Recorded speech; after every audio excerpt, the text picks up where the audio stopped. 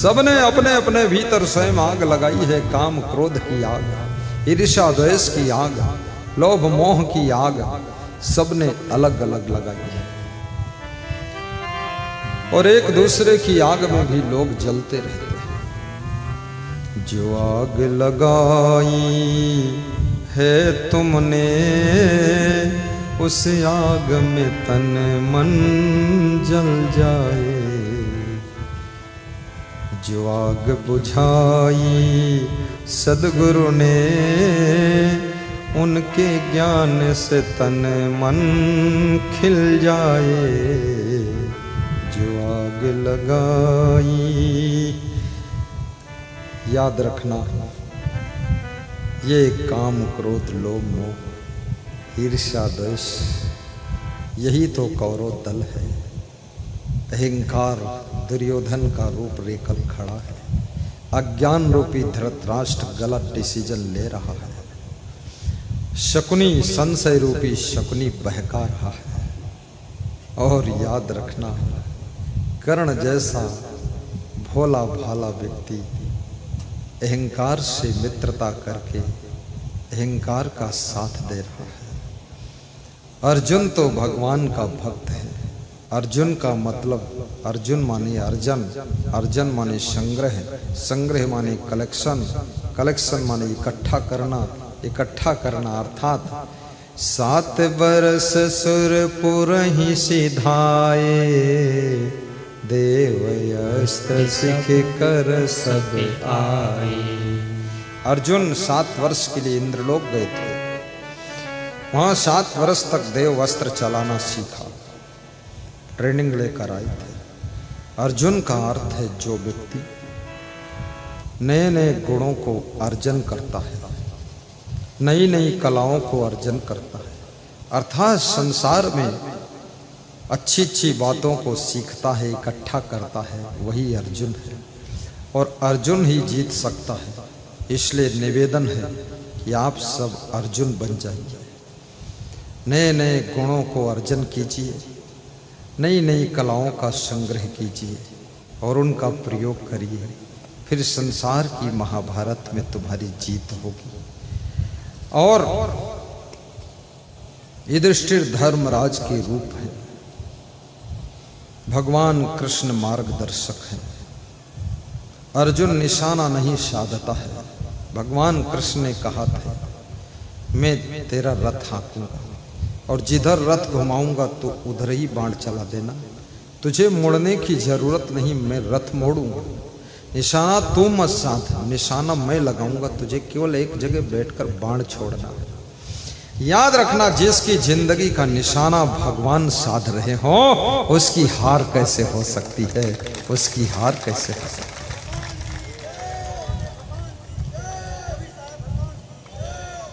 और कृष्ण भगवान ने संदीपन गुरु के पास में जाकर के शिक्षा संस्कार प्राप्त किया है। आज तो गुरु के पास में जाना पूरा पूरा बंद हो चुका है। और गुरु लोग भी संभाल भी नहीं पाएंगे। उनके आश्रमों में भी इतनी दम नहीं है। जो लोग ज्यादा आ जाए तो पानी दे पाना भी मुश्किल है। अमृत बानी तो अलग रही, पानी नहीं मिलेगा, बिछौना नहीं मिलेगा। उस समय शिक्षा से ज्यादा संस्कार का महत्व था। आज की तारीख में तो हिंदी से ज्यादा अंग्रेजी का महत्व हो गया है और संस्कार से ज्यादा शिक्षा का महत्व। माता पिता ये सोचते हैं बच्चा भले पढ़ते पढ़ते जानवर हो जाए, लेकिन अंग्रेजी में बोले तो पसंद है। कितने लोगों के बच्चे पढ़ते पढ़ते ऐसे गधे हो गए, दोनों लात से मारते हैं, फिर भी बाप खुश है, कम से कम इतना बड़ा गधा बना कि लात से मारा तो सही, नहीं मारने को तरस जाता। याद रखना, केवल शिक्षा से कोई सुखी नहीं हो सकता है, संस्कार भी चाहिए। केवल धन से कोई सुखी नहीं होता है, धर्म भी चाहिए। केवल शक्ति संपत्ति से कोई सुखी नहीं होता है, भक्ति भी चाहिए। इसलिए गुजरात में आप जाइए, बड़े बड़े धनवानों के घर में भी भक्ति का भंडार है। गुजरात में जा करके देख लो, अरबपति खरबपति लोग भी भक्ति और सत्संग का लाभ लेते हैं, क्योंकि संपत्ति से केवल साधन मिलते हैं और भक्ति से हमको साधना मिल जाती है, और साधना से सुख शांति मिल जाती है। साधन से तो केवल सुविधा मिलती है और सुविधा से सुख नहीं मिलता है। इसलिए याद रखना, केवल साधन नहीं साधना भी चाहिए, केवल संपत्ति नहीं भक्ति भी चाहिए, केवल धन नहीं धर्म भी चाहिए, तब जीवन धन्य होता है। भगवान राम भी बचपन में गुरु वशिष्ठ के आश्रम पर जाकर के संस्कार प्राप्त कर रहे थे। मुझे पता नहीं भगवान राम और भगवान ने कभी अंग्रेजी बोला कि नहीं बोला, भाषा अंग्रेजी तो नहीं बोला, ना अंग्रेजी बोला ना उर्दू बोला, सिर्फ हिंदी में बात किया और संस्कृत, देववाणी संस्कृत, लेकिन जगत पूज्य हो गए। भाषा से अपने विचारों को तुम अभिव्यक्त कर सकते हो, लेकिन अगर भाव शुद्ध नहीं है तो दूसरों को दिलों में प्रभाव नहीं डाल सकते हो। इसलिए भाषा कोई भी आपकी है ठीक है, पर भाव ठीक होना चाहिए, भाव का प्रभाव पड़ता है।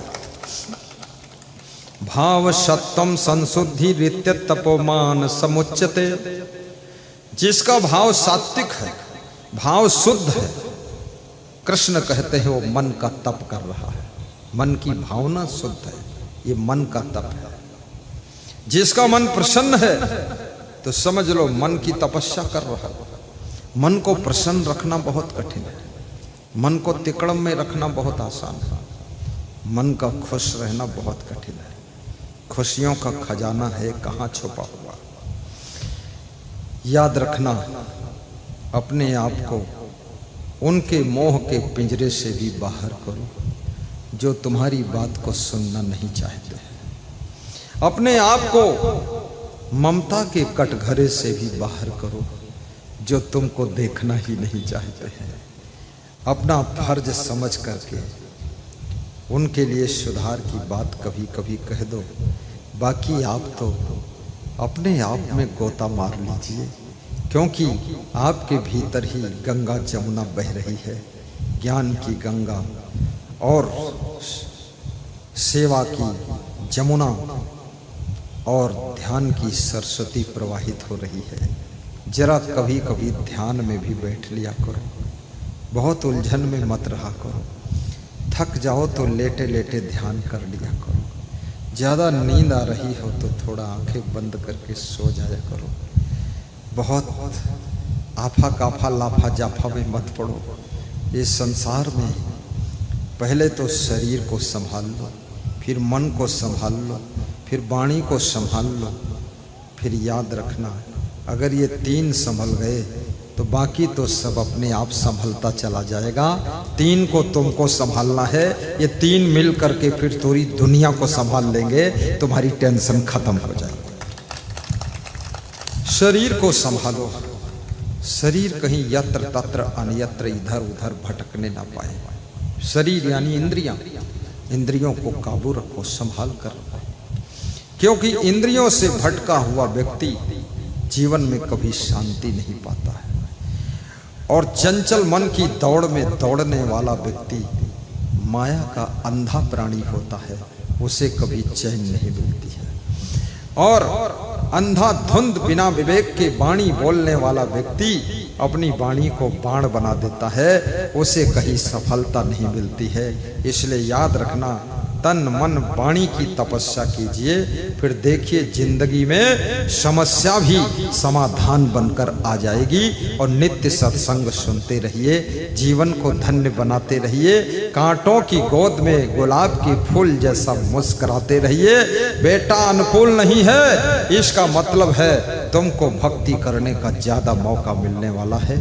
पत्नी अनुकूल नहीं है, अलग ही नाटक करती है, दरभंगा की नाटक पैदा कर रही है, तो समझ लो ज्यादा तुम्हें मुक्ति की ओर चलने का अवसर मिलेगा। पति डूबा रहता है ड्रिंक में, तो समझ लो आपके मन में पति के प्रति जो मोह है वो भी खत्म हो जाएगा। और मोह के बंधन से छूटा हुआ आत्मा डायरेक्ट मोक्ष की गति को प्राप्त करता है। सारा झंझट खत्म हो। बोलिए सदगुरुदेव की जय। जब परिवार के लोग मनमानी करने लग जाए, तुम्हारी कोई सुनने को तैयार न हो, तो एक खंजड़ी खरीद कर अपने कमरे में बजाइए कि ताना नाना हम भाई, ताना नाना तुम, नाश गए न हम भाई, सत्यानाश जाओ तुम। बस झंझट खत्म। कहाँ तक रोगे, कहाँ तक धोगे, कहाँ तक टेंशन करोगे? याद रखना, सबका भला हो, सबका कल्याण हो, ये भावना तो रखना, लेकिन किसी के मोह के पिंजरे में इतना पैक मत हो जाना कि अपनी जिंदगी की सुख शांति को भी नष्ट करके पागल बनकर संसार की घूमो। इससे बेहतर है, याद रखना, भक्ति भजन में डूब करके हंसते हुए जिंदगी बिताना सीखो। जब जन्म हुआ था तब अकेले तुम पैदा हुए थे। ये मेला तो बीच में मिला है और मेला के साथ झमेला चालू हो गया है। याद रखना, अकेले जन्म लिया है, अकेले मरना है, और बीच में मेला ठेला झमेला रगड़ा सब चालू है। इसमें इतना ज्यादा मुग्ध मत होना, आसक्त मत होना, जिससे कि तुम्हारी जिंदगी का आनंद खो जाए। याद रखना, जैसे मूंज में से सीख खींच ली जाती है, म्यान से तलवार खींच ली जाती है, ऐसे अपने आप को भी इस दुनिया के माया मोह से खींच कर बाहर करना सीखो। इसी से सुख पाओ। जोर से जय बोलो ईश्वर रावटे, जय ताकत लगा दो। जय जय जय और बोलो जय जय जय जय जय जय जय। संसार के लोगों से आसान किया करना, संसार के लोगों से आसान किया करना। जब कोई न हो अपना, गुरु नाम लिया करना। जब कोई न हो अपना, प्रभु नाम लिया करना। संसार के लोगों से आसान किया करना, संसार के लोगों से आसान किया करना। जब कोई न हो अपना, प्रभु नाम लिया करना। गुरु नाम लिया करना, गुरु नाम लिया करना। बोलिए सद्गुरु भगवान की जय।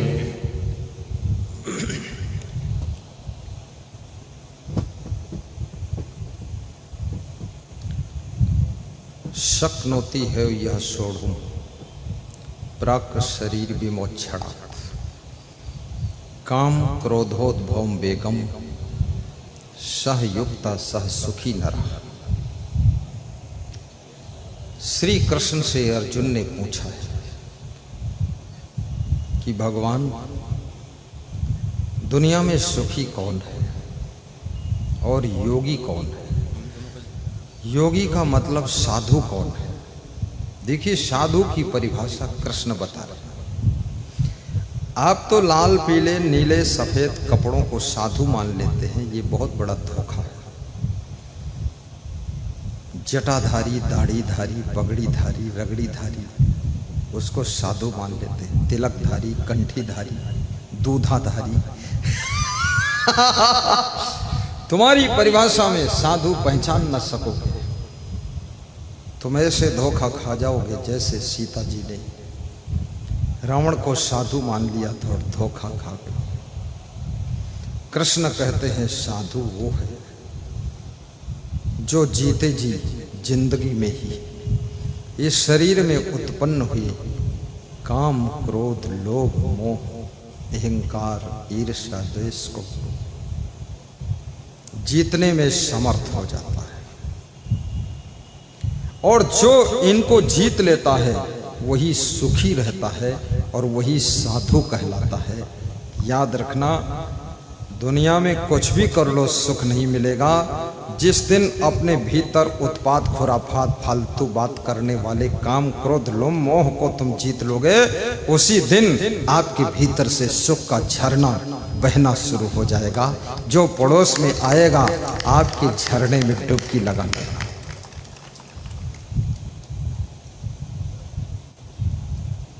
काम, क्रोध, मद, लोभ, लुटेरा, काया नगर में किए हैं बसेरा। काया नगर में किए हैं बसेरा। ज्ञानी खड़गे से भगा दीजिए। काम, क्रोध, खड़गे से भगा दीजिए। गुरु जी के ज्ञान का मजा लीजिए। बचपन की बिगड़ी अपनी बना लीजिए। बचपन की बिगड़ी अपनी बना लीजिए। कवि कहता है, बचपन में जो गलतियां हुई हैं, जवानी में प्रवेश करते करते उनका सुधार कर लीजिए। जवानी में जो रास्ता भटक गए हो, बुढ़ापा आने से पहले पहले सही रास्ता ढूंढ लीजिए। बुढ़ापे में भी जो गलती हो रही है, जर्जर अवस्था आने से पहले उस गलती को ठीक कर लीजिए। और जर्जर अवस्था में भी अगर कोई अंदर कमी है तो मरने से पहले उस बुराई को मार लीजिए। शरीर से तो सभी मरते हैं, लेकिन मोह ममता को मारकर कौन मरता है? अंदर की बुराइयों को मारकर मरो। कबीर कहते हैं, मरते मरते जग मुआ, मुए न जाना कोई। ऐसा होए कर ना मुआ, जो बहुरी न मरना होए। पूरा संसार मरा, सब मर रहे हैं, लेकिन ऐसी मौत कौन मर रहा है जिसको दोबारा मरना ही न पड़े।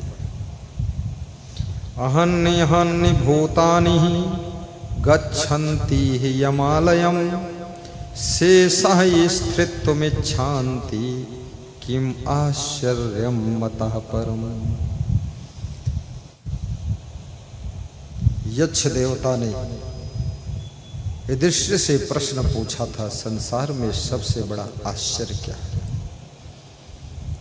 युधिष्ठिर ने कहा था, संसार में सबसे बड़ा आश्चर्य ये है कि एक एक करके लोग मर रहे हैं और फिर भी जो जीवित हैं उनको विश्वास है मैं नहीं मरूंगा। ये सबसे बड़ा आश्चर्य है। लोग सोचते हैं हम तो बहुत दिन अभी रहेंगे, हम नहीं मरेंगे। ये आश्चर्य है। मृत्यु का स्मरण, मरण का स्मरण तुम्हारे अहंकार को ढीला कर देता है। इसलिए लोग शमशान के पड़ोस मकान नहीं बनाते और मुर्दे को देखने के लिए बच्चों को नहीं भेजते।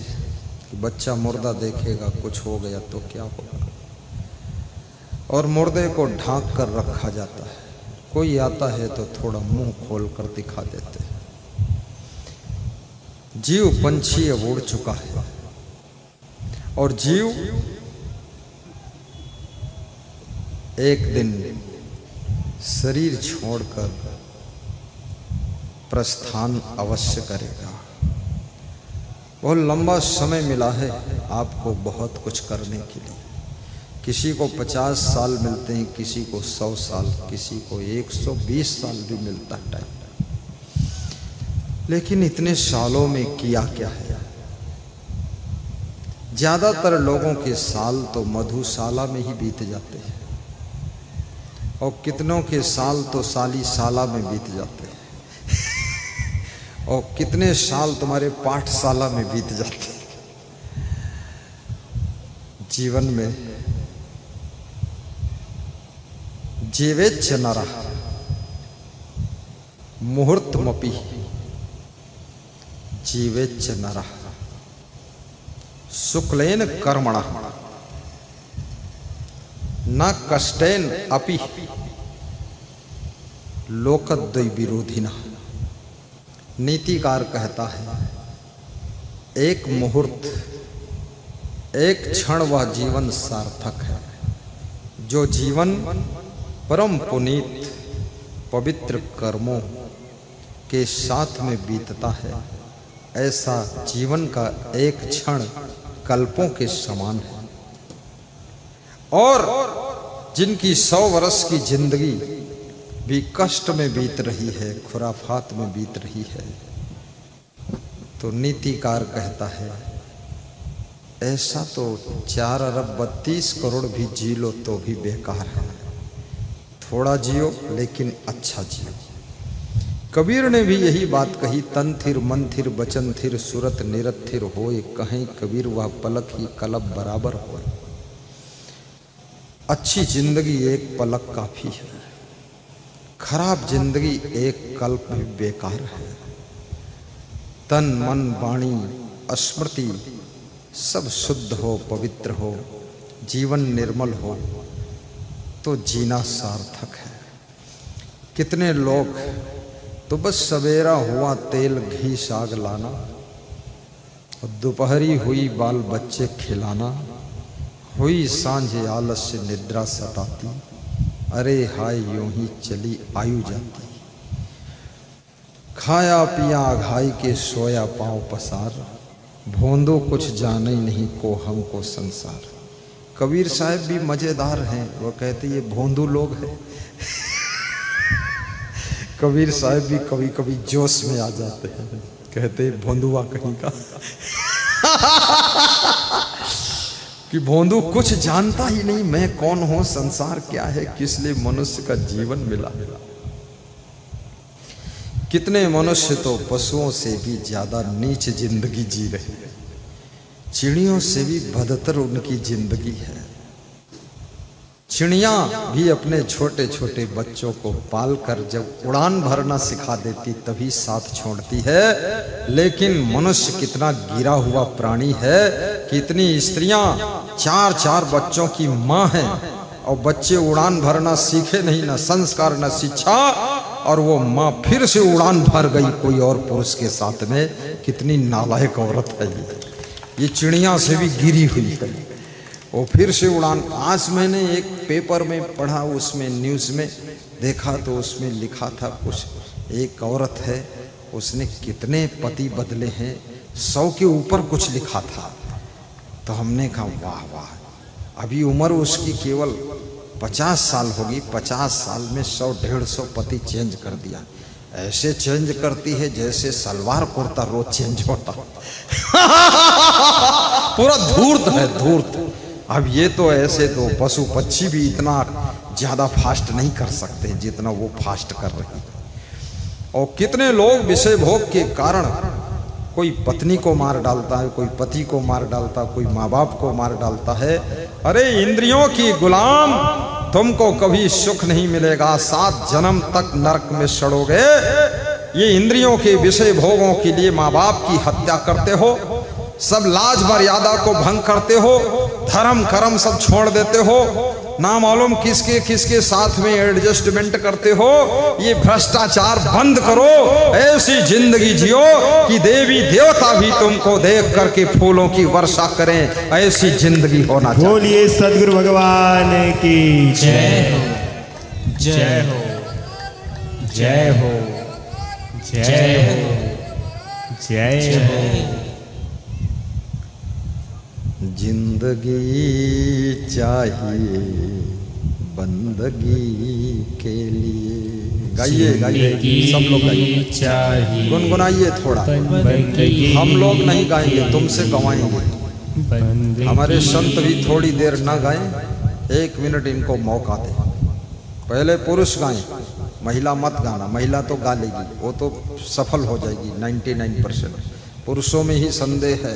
कितना लोग तो पान तमाकू बीड़ी सिगरेट पुड़िया मसाला इतना खाया है, गले की आवाज़ ही नहीं निकलती है, नली सब जाम है, घर घर घर घर बोलता गला। चलिए गाइए, जो होगा सो देखा जाएगा। हारोगे तुम हारोगे, हमसे क्या मतलब। गाइए रविरंजन, बोलो मस्ती से गाओ। डॉक्टर साहब तुम भी गाओ। जिंदगी चाहिए बंदगी के लिए, जिंदगी ऐसी आवाज है, लगता है अब मरे अब मरे अब मरे। ये घर तक जिंदा पहुंचेंगे कि नहीं, इसी में संदेह। सब स्त्रियों को टेंशन हो गई, ये हालत है पतियों की। बिल्कुल शक्ति नहीं है, इतने डाउन हुए हो। थोड़ा जोर से बोलो। जिंदगी चाहिए बंदगी के लिए, जिंदगी।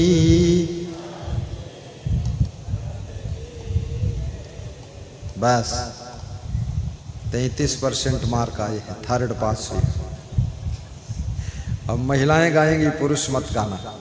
देखना इनका गला कितना मस्त होगा। बंदगी चाहिए जिंदगी के लिए, बंदगी चाहिए। वाह, इनके गाने से लाइट भी आ गई पीछे से, कमाल है। एक बार और चांस देंगे माताओं को गाना। जिंदगी चाहिए बंदगी के लिए, जिंदगी। आहा, देखिए आवाज, जो तुम खाते हो वही ये खाती। तुम पहले खाते हो, बाद को खाती।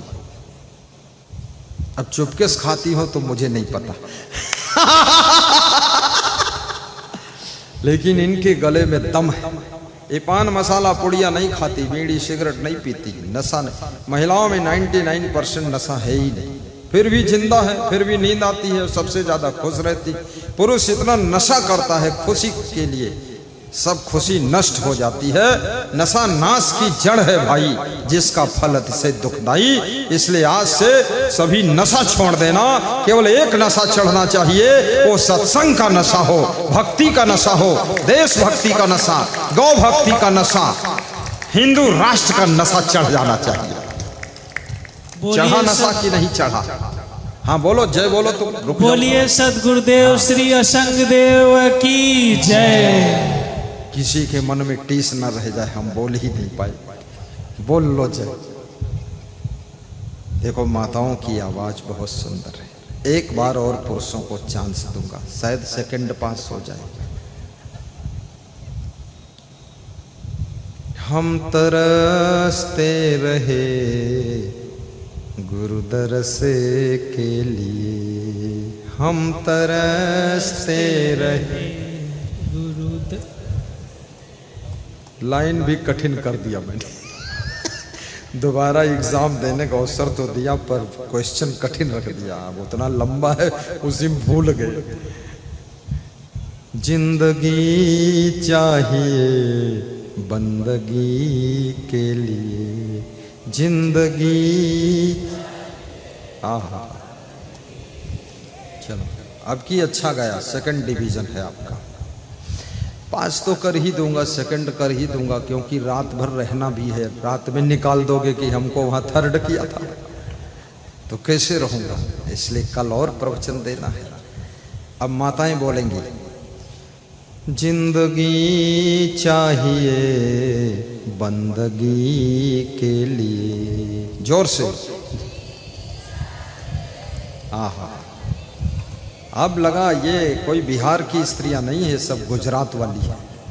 गुजरात की स्त्रियों में यही आवाज निकलती, जोरदार। लगता है इन पर गुजरात का असर है कहीं न कहीं से। एक बार और जोर से गा दो, जिंदगी चाहिए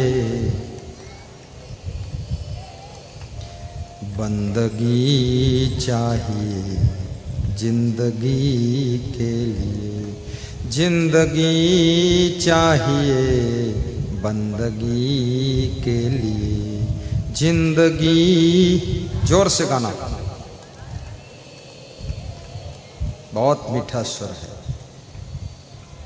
जब स्त्रियां गाती हैं तो ऐसा लगता है कोयल गीत गा रही है, और जब पुरुष गाते हैं तो ऐसा लगता है, मैं नहीं कहूँगा क्या लगता है। अभी मेरे पास में जब यहाँ आ रहे थे, छत्तीसगढ़ से एक जज का फोन आया, कुमारी भारती जज। उनका फोन साल में 3-4 बार आता ही है, बड़ी श्रद्धा से आता है। लगभग 35 उम्र है, साध्वी जैसी जिंदगी उनकी है। तो उन्होंने कहा कि गुरुजी इस समय आप बेगूसराय में हैं। तो मैंने कहा आपके छत्तीसगढ़ के 2 भक्त यहाँ आए हुए हैं सत्संग। तो उन्होंने कहा मेरा मन भी होता है एरोप्लेन में बैठकर उड़कर आऊं और वहां आकर मैं भजन गाऊं और सत्संग सुनूं, और साथ में गुरुजी नौकरी तो है जज की, लेकिन पता नहीं क्या मन में सत्संग ही बसा रहता है।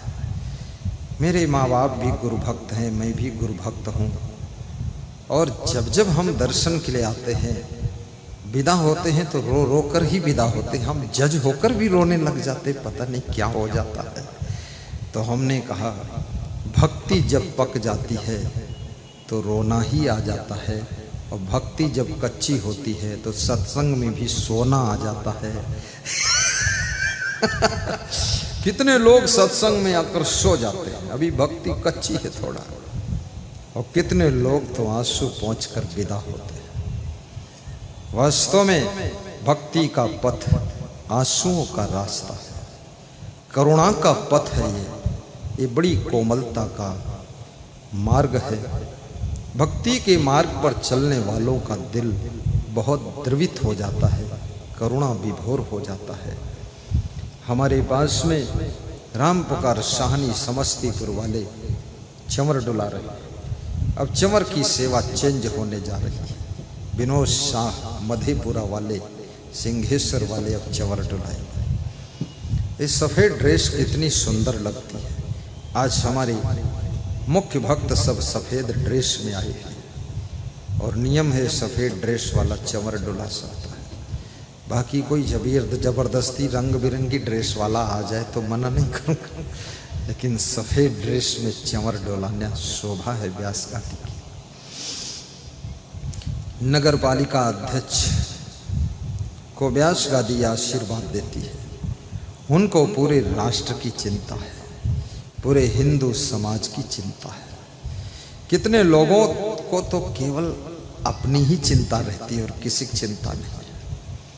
वो ऐसी आत्मा है, मैंने उनको बोलने को 2 मिनट दिया, 2 मिनट में उनके भावों को मैंने पढ़ा।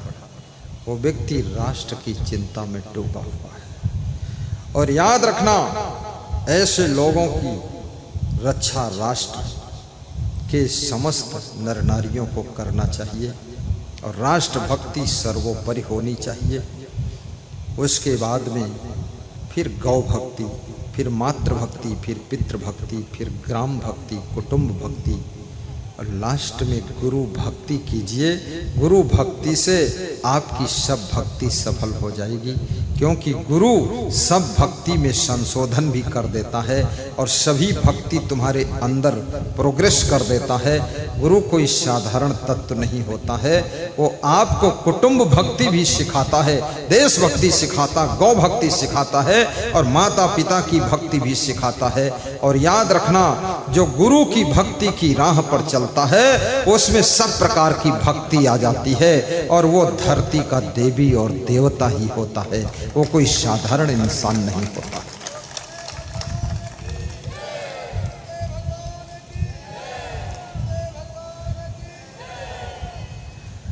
जिस देश जन्म लेना मुझको, उस देश के भक्त बन जाऊं मैं।